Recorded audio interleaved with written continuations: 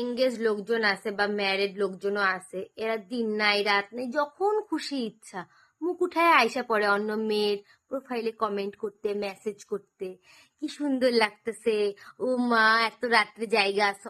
আরে ভাই, কোন মেয়ের জায়গা থাকবে, কি করবে না করবে সেটা সেই মেয়েটার ব্যাপার।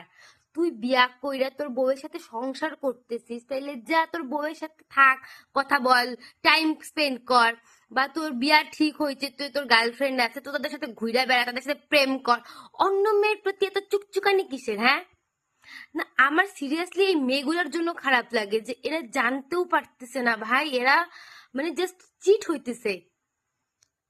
হয়তো আমি অতটা, আমার মেন্টালিটি অতটা আপডেটেড না, তো আমি সেই ক্ষেত্রে হয়তো অনেক মানে আমার ন্যারো মেন্টালিটি, কিন্তু তারপরও ওই মেয়েগুলার যদি আমার কাছে নাম্বার থাকতো না, আমি ধইরা ধইরা ওই মেয়েগুলাকে গিয়ে বইলা আসতাম যে দেখো ভাই, তোমাদের বয়ফ্রেন্ড, তোমাদের হাজবেন্ড এরকম এরকম কাণ্ডকীর্তি করে বেড়ায়।